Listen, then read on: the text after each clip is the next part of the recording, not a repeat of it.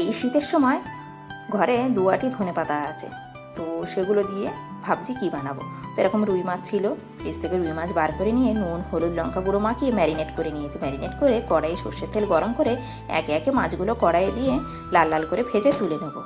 তো নমস্কার বন্ধুরা, ওয়েলকাম টু অপর্ণার কিচেন। আপনারা দেখছেন কিন্তু অপর্ণার কিচেন। তো দেখুন, এদিকে কিন্তু মাছগুলো ভাজা হয়ে গেছে, এবার তুলে নেব। এভাবে কিন্তু মাছগুলো ভেজে তুলে নিয়েছি। এদিকে কড়াই সর্ষের তেল গরম করে মানে আরেকটু তেল দিয়ে দেবো শুকনো লঙ্কা জিরে ফোড়ন। আর এদিকে দেখুন মশলা নিয়েছি, দুটো পেঁয়াজ নিয়েছি, এটা আমি থেতো করে নিয়েছি। নিয়ে ভালো করে ভাজা ভাজা হয়ে এলে এখানে দিয়ে দেবো টমেটো কুচি, কাঁচা লঙ্কা বাটা, আদা আর একটু রসুন বাটা, দিয়ে দেবো নুন হলুদ আর লঙ্কা গুঁড়ো। এখানে কিন্তু আপনারা লঙ্কা গুঁড়ো অপশনাল, চাইলে দিতে পারেন, নয় কাঁচা লঙ্কাটা দিয়ে কিন্তু ঝাল হয়ে যাবে। তো দেখুন মশলাটা কিন্তু এভাবে কষিয়ে নিয়ে দিয়ে দেবো দুটো কাঁচা লঙ্কা চেরা আর ধনে পাতাটা লাস্টে দেবো। তো দেখুন এইভাবে দিয়ে একটু নাড়াচাড়া করে জল দেবো, কারণ ধনে পাতা দিয়ে বেশি কষাবো না, কষালে কিন্তু বেশি কষাবো না, ভালো লাগবে না আর কি। এইভাবে দিয়ে দু বাটি জল দিয়ে দিলাম, যেরকম আমি গ্রেভি রাখবো, এর গ্রেভি বেশি হলে ভালো লাগে না, অল্প অল্প গ্রেভি থাকবে। তো ঝোলটা ফুটে উঠলে মাছগুলো কিন্তু দিতে হবে। তো দেখুন এবার দিয়ে ভালো করে ফুটিয়ে নেবো, ফুটিয়ে নামিয়ে নেবো। তা তার আগে দিয়ে দেবো একটু ধনে পাতা কুচি।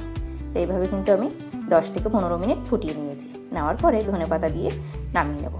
তো রেডি হয়ে গেল গরম গরম ধনিয়া রুই বা ধনে পাতা বাটা দিয়ে রুই মাছের ঝাল। তো দেখুন নামিয়ে নিয়েছি, কি সুন্দর লাগছে না দেখতে।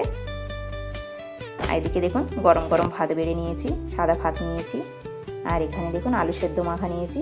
এটা কিন্তু বাজারে নতুন আলু এসছে, তো নতুন আলু সেদ্ধ মাখা কিন্তু ভালো লাগে খেতে। তো আলু সেদ্ধ মাখা, এদিকে চচ্চড়ি আর মাছের ঝাল নিয়ে খেতে বসে পড়লাম। দুপুরের লাঞ্চ আর জমিয়ে কিন্তু খেয়ে নেবো। তো এইভাবে কিন্তু দুপুরে গুছিয়ে খেতে বেশ ভালোই লাগে। তো দেখুন আলু সেদ্ধ দিয়ে খেয়ে নিচ্ছি, ঝাল ঝাল আলু সেদ্ধ, আর একটু চচ্চড়ি দিয়ে খেয়ে নেবো। এটা ছিল পুঁই শাক আর কুমড়ো চিংড়ি মাছ দিয়ে একটা চচ্চড়ি ছিল। খেতে কিন্তু দারুণ হয়েছিল যাই বলুন। আর এদিকে দেখুন মাছটা নিলাম, মাছের সাথে একটু গ্রেভি দিয়ে জমিয়ে খেয়ে নিলাম।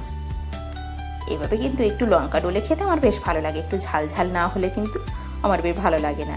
তো এভাবে কিন্তু রেসিপিটি বাড়িতে অবশ্যই ট্রাই করবেন, একবার হলেও কিন্তু ট্রাই করতেই পারেন। আর রেসিপিটি যদি ভালো লেগে থাকে তো একটা লাইক কমেন্ট শেয়ার সাবস্ক্রাইব করবেন। তো দেখুন এদিকে জমিয়ে কিন্তু খেয়ে নিলাম। ঝোলটা যা হয়েছিল না খেতে, আপনারা না খেলে বুঝতে পারবেন না যে এত টেস্টি হয় ধনিয়া রুই। তো দেখুন খেয়ে নিচ্ছি। তো আজকের মতন এটুকুনি, টাটা। দেখা হবে আবার নেক্সট ভিডিওতে দেখা হবে।